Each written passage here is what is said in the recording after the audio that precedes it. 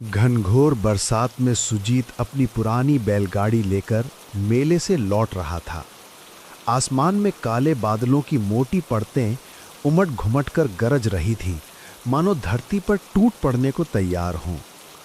बिजली की चमक जब जब आसमान को चीरती, पूरा जंगल पल भर के लिए सफ़ेद उजाले में नहा उठता और फिर अगले ही क्षण और भी भयावना अंधकार में डूब जाता। शाम ढल चुकी थी और अंधेरा अब तेजी से चारों ओर फैल रहा था। तेज हवा पेड़ों को झकझोर रही थी। सूखे पत्तों की सरसराहट किसी अनजानी आहट सी लग रही थी। हे भोलेनाथ, कैसी घनघोर बरसात बरसा दी है। घर पहुंचना भी दुश्वार हो गया है। अरे ये कीचड़ भी ना। बस अब हिम्मत रखो रे बैलों, थोड़ा और, अभी हमें गांव पहुंचना है। काश मैं मेले में इतनी देर तक नहीं रुकता।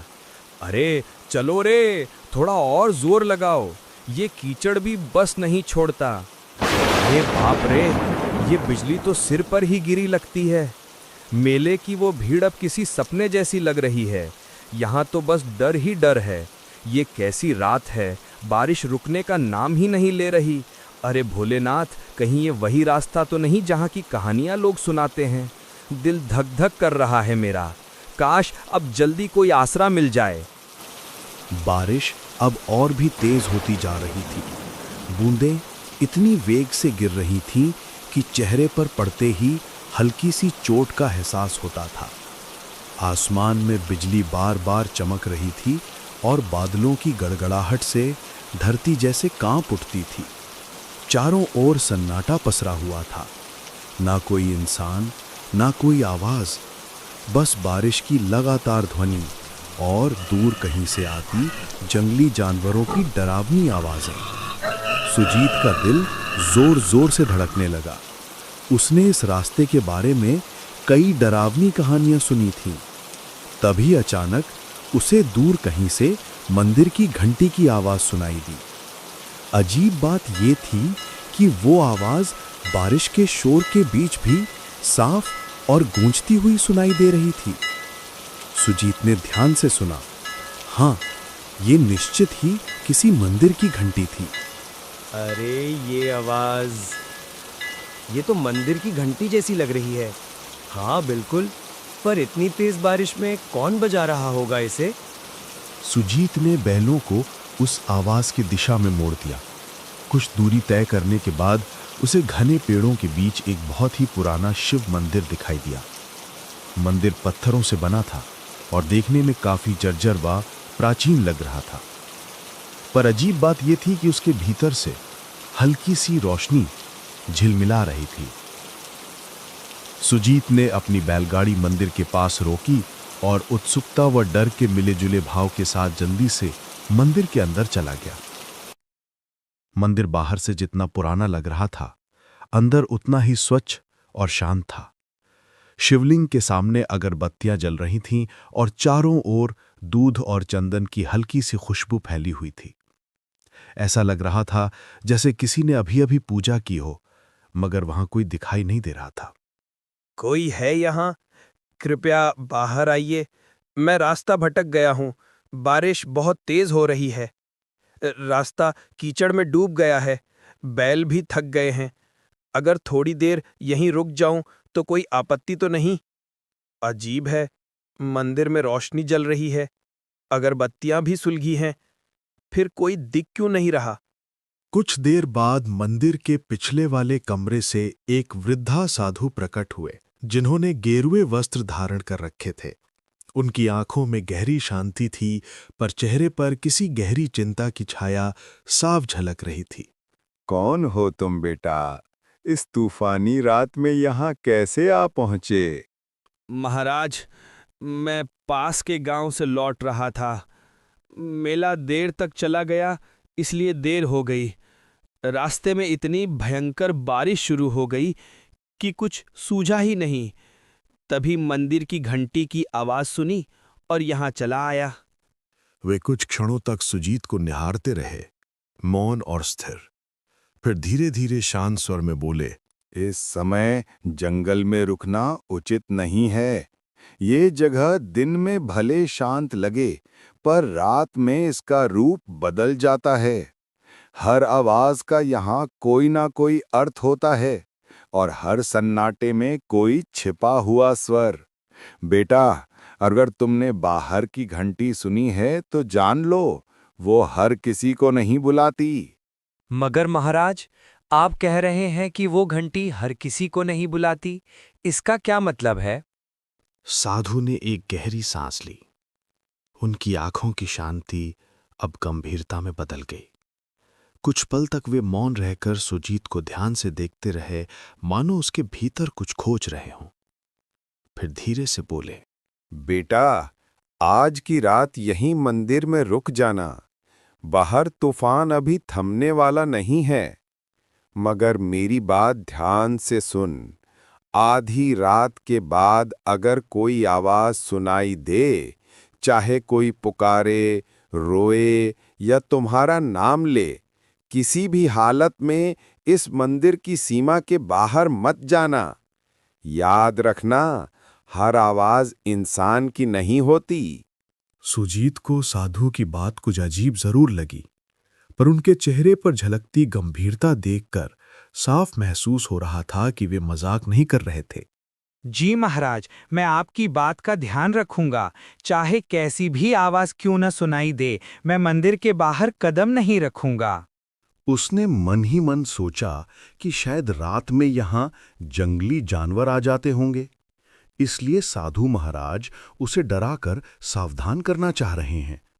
साधु ने उसे पास के एक कोने में बैठने के लिए कहा।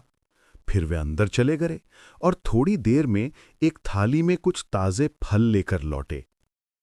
लो बेटा, ये कुछ ताजे फल खा लो।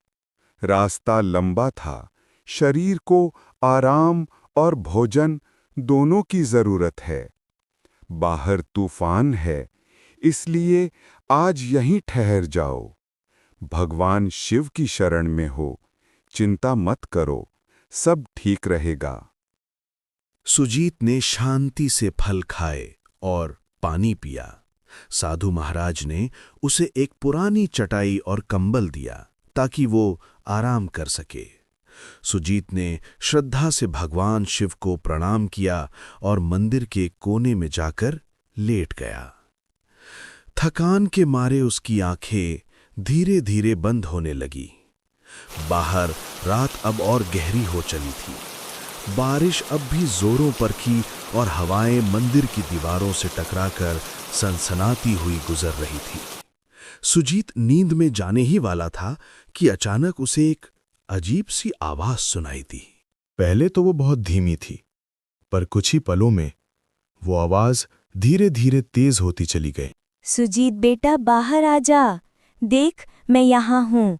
डर मत, मैं तेरी माँ हूँ। तू इतनी देर से लौटा नहीं, मैं तुझे ढूंढती ढूंढती यहाँ तक आ गई। बेटा, बस एक बार बाहर आ जा। देख, तेरी माँ तुझे बुला रही है। मेरे पास आ जा सुजीत। तू मुझे पहचानता है ना? मेरी आवाज़ सुन बेटा, मैं तुझसे मिलने आई हूँ। सुजीत, मेरी बात सुनो बेटा, मैं बड़ी मुसीबत में हूँ। कोई मुझे यहाँ से ले जाओ, वरना मैं बच नहीं पाऊंगी। तू तो मेरा साहसी बेटा है ना? बस एक बार बाहर आ जा, मुझे तेरी ज़रूरत है। देख, मैं यहीं तेरे मंदिर के बाहर खड़ी हूँ, ठंडी बारिश में भीग रही हूँ। जल्दी आ बेटा, मुझे बचा ले। सुजीत की आंखें अचानक खुल गईं। वो चौंक कर उठ बैठा। उसके चारों ओर सन्नाटा पसरा था, पर वो आवाज अब और स्पष्ट सुनाई दे रही थी। अजीब बात ये थी कि वो आवाज किसी और की नहीं, बल्कि उसकी अपने मां की आवाज जैसी लग रही थी। ये आवाज माँ की लग रही है, लेकिन माँ यहाँ कैसे हो सकती है? नहीं, ये सच नहीं हो सकता। वो तो गांव में थी, पर अगर सच में वो हैं, तो मैं कैसे अंदर बैठा रहूं? हे शिव शंकर, अब मैं क्या करूं? बाहर जाऊं या नहीं? सुजीत का दिल जोर जोर से धड़कने लगा, मानो उसकी छाती से बाहर निकल आएगा। डर और जिज्ञासा दोनों उसके मन में एक साथ उमड़ने लगे। सुजीत उठ खड़ा हुआ और धीरे धीरे मंदिर के दरवाजे की ओर बढ़ने लगा। उसका हाथ दरवाजे की ओर बढ़ रहा था, जबकि मन भीतर से कह रहा था, शायद बाहर अगर माँ है और अगर सच में उन्हें एक मदद चाहिए तो मैं कैसे न जाऊं। तभी अचानक किसी ने उसका हाथ कसकर पकड़ लिया। सुजीत सिहर उठा, पीछे मुड़ा तो देखा साधु महाराज उसके पीछे खड़े थे। उनकी आंखों में गहरी गंभीरता और एक अनकहा डर झलक रहा था। रुको बेटा, एक कदम भी बाहर मत रखना। मैंने तुम्हें पहले ही चेतावनी दी थी। जो आवाजें बाहर से आती हैं वे इंसान की नहीं होती, चाहे वो तेरी माँ की ही क्यों ना लगें। महाराज, पर वो तो सच में मेरी माँ की आवाज थी। वही पुकार रही थी मुझे, कह रही थी कि वो मुसीबत में है। अगर सच में वो हैं तो मैं उन्हें ऐसे कैसे छोड़ दूं?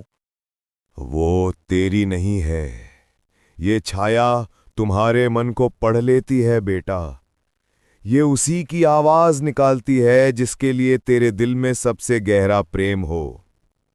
ये जानती है कि तेरे मन में अपनी माँ के लिए कितना स्नेह है, इसलिए उसी का रूप धारण करके तुझे बुला रही है।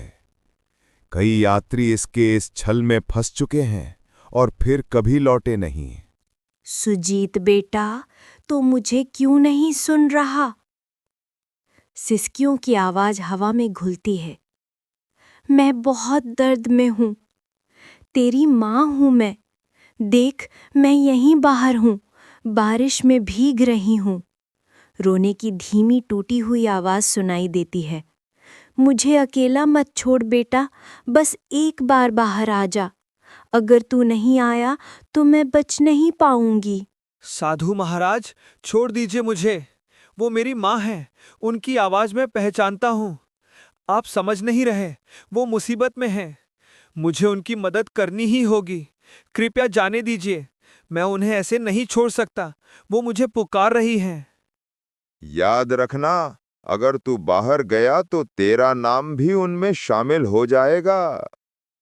साधु ने झटके से सुजीत को वापस अंदर खींच लिया और जमीन पर बिठा दिया। फिर वे सीधे शिवलिंग के सामने जाकर पद्मासन में बैठ गए और ऊंचे स्वर में मंत्र जपने लगे। ओम नमः शिवाय, ओम त्र्यंबकम यजामहे सुगंधिम पुष्टिवर्धनम, ओम नमः काल भैरवाय, ओम हूजु सहरुद्राय नमः, हर हर महादेव, रक्षामि रक्षामि महाकाल देव। पंडित, तुम कितना भी मंत्र जप कर लो, मुझे नहीं रोक पाओगे। मैं फिर आऊंगी, बार बार आऊंगी। जब जब कोई इस मंदिर में कदम रखेगा मैं उसे पुकारूंगी। तुम मुझे बांध नहीं सकते। मेरी छाया हर दिशा में फैली है, हर हवा में मेरा नाम गूंजता है। ओम नमः शिवाय। उनके मंत्रों की गूंज पूरे मंदिर में फैल रही। ओम नमः काल भैरवाय। धीरे धीरे बाहर की आवाज बढ़ने लगी, हर हर, मगर पूरी तरह से थमी नहीं। रक्षामि रक्षामि। साधु ने मंत्र जाप जारी रखा। उनके माथे पर पसीने की बूंदें चमकने लगी थीं और पूरा मंदिर एक अजीब रहस्यमयी ऊर्जा से भर गया। सुजीत डर के मारे कांप रहा था। उसका दिल तेजी से धड़क रहा था। अब डर मत करना बेटा, वो शक्ति अब लौट गई है। इस मंदिर की रक्षा स्वयं भोलेनाथ करते हैं। तुम अब निश्चिंत होकर सो जाओ, मैं यहीं बैठा रहूंगा। कुछ देर बाद बाहर की सारी आवाजें एकदम थम गई। अब बस बारिश की लगातार गिरती बूंदों की आवाज रह गई थी। सुजीत कांपते हुए वापस अपनी चटाई पर लेट गया, मगर उसकी आंखों में नींद कहाँ थी।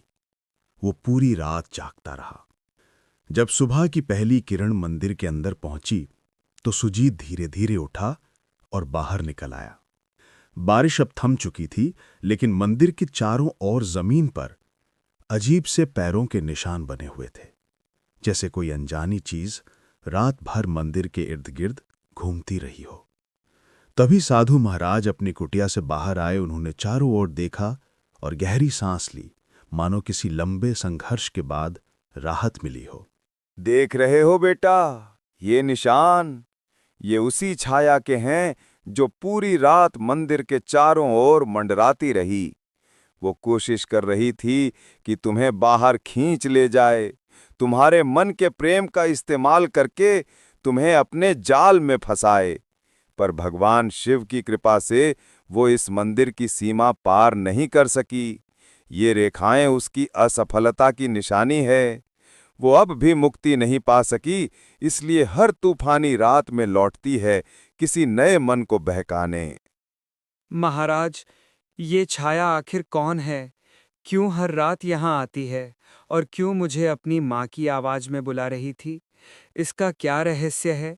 इसकी पिछली कहानी क्या है? बेटा, ये छाया कोई साधारण आत्मा नहीं है। कभी ये भी एक इंसान थी, एक औरत जो अपने पति की मौत के बाद पागलपन की हद तक टूट गई थी। कहा जाता है कि वो अपने दुख में इतनी डूब गई कि उसे जीते जी शांति नहीं मिली। एक तूफानी रात में उसने इसी जंगल में अपनी जान दे दी। तभी से उसकी आत्मा इस जगह से बंध गई। वो अब भी अपने अकेलेपन और दर्द से मुक्त नहीं हो पाई है। वो अपने दर्द में सबको शामिल कर लेना चाहती है। वो जानती है कि इंसान का सबसे बड़ा प्रेम किससे होता है? अपनेपन से, अपनी माँ से, अपने बच्चों से। इसीलिए वो उसी आवाज में पुकारती है ताकि जो सुन ले वो खुद को रोक ना सके। कई यात्री उस केस छलावे में फंस चुके हैं और फिर कभी लौटे नहीं। वही सब उसकी छाया में समा गए, उसी के दुख का हिस्सा बन गए। बेटा, अगर मैं तुम्हें रोका ना होता तो सुबह तक यहां तुम्हारे पैरों के भी निशान नहीं मिलते और तुम्हारे बैल वहीं के वहीं खड़े रह जाते। सुजीत के रोंगटे खड़े हो गए। सुजीत ने कांपते हाथों से साधु के चरण छुए। साधु महाराज, अगर आप मुझे नहीं रोकते तो पता नहीं मेरा क्या होता।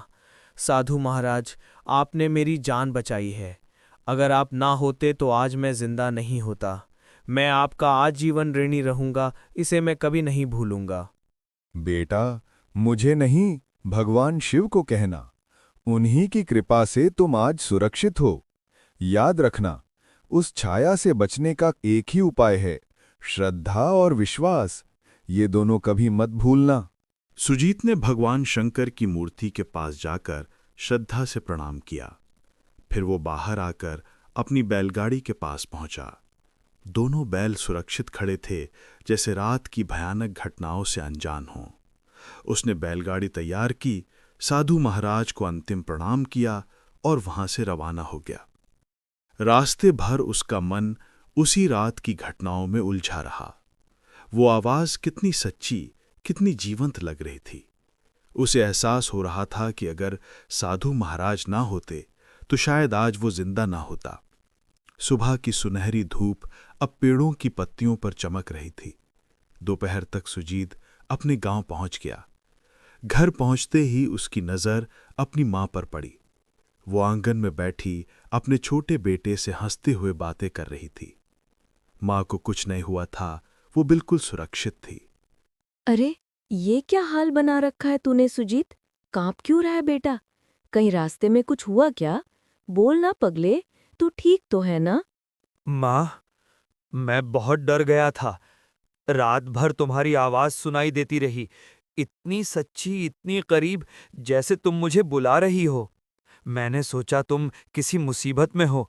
अगर साधु महाराज मुझे ना रोकते तो शायद मैं आज तुम्हारे सामने ना होता। सुजीत ने अपनी मां को रात की सारी घटना बताई। उसकी बात सुनकर मां की आंखों में डर और हैरानी दोनों झलकने लगे। धीरे धीरे ये खबर पूरे गांव में फैल गई।